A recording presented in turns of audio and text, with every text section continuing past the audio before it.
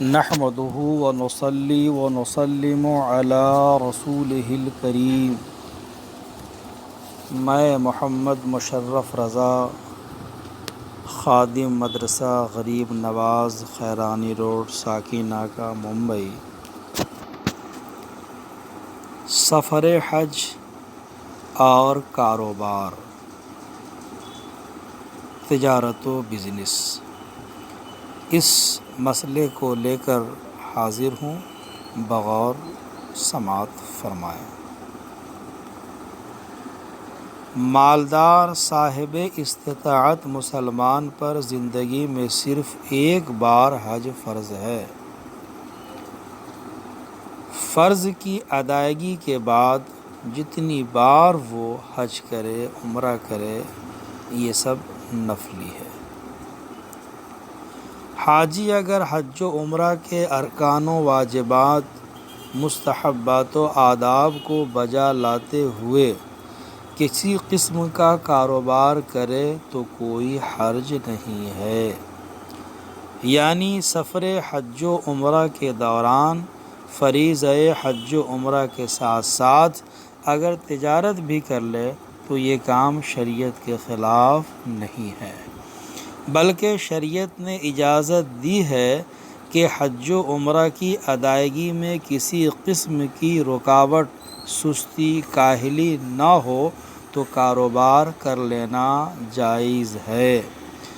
جبکہ حاجی کا مقصد صرف تجارت نہ ہو بلکہ اصل مقصد حج و عمرہ ہو، اور حج و عمرہ کے ارکان کی ادائیگی کے بعد خالی وقت میں کاروبار کر لے تو یہ جائز ہے، بلکہ ایسے حاجی کو برا بھلا بولنا، اس پر طعنہ زنی کرنا، یہ شریعت کے خلاف ہے۔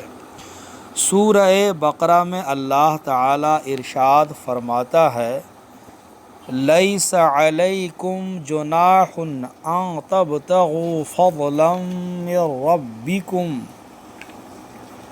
تم پر کچھ گناہ نہیں کہ اپنے رب کا فضل تلاش کرو۔ ترجمہ کنز الایمان۔ شان نزول یہ ہے، بعض مسلمانوں نے خیال کیا کہ راہ حج میں جس نے تجارت کی یا اونٹ کرائے پر چلائے اس کا حج ہی کیا؟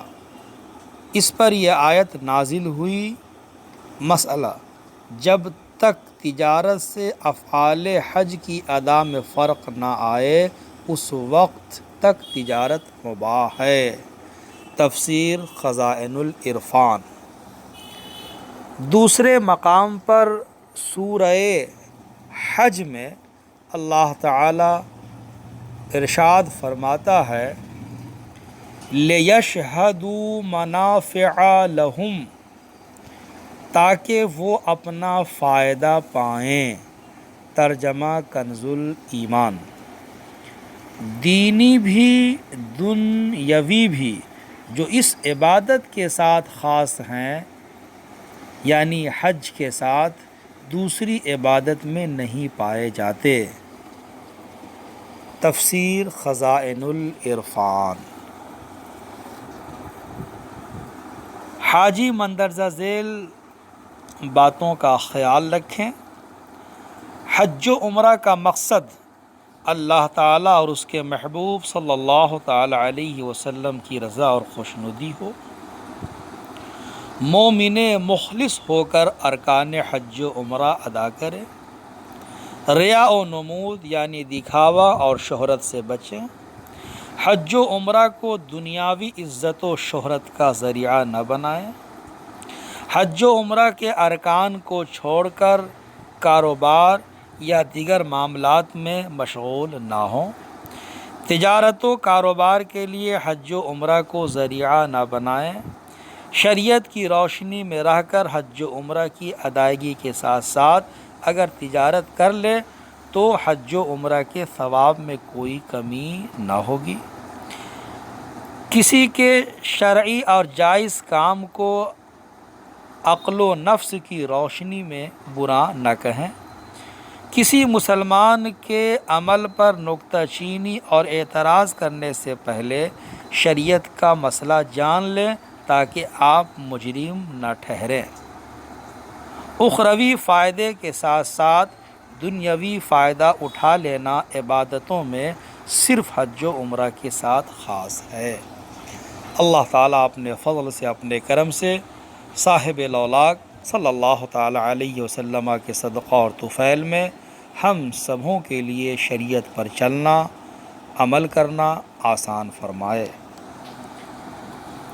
محمد مشرف رضا، خادم مدرسہ غریب نواز، خیرانی روڈ، ساکی ناکا، ممبئی، 16 جولائی 2020 بروز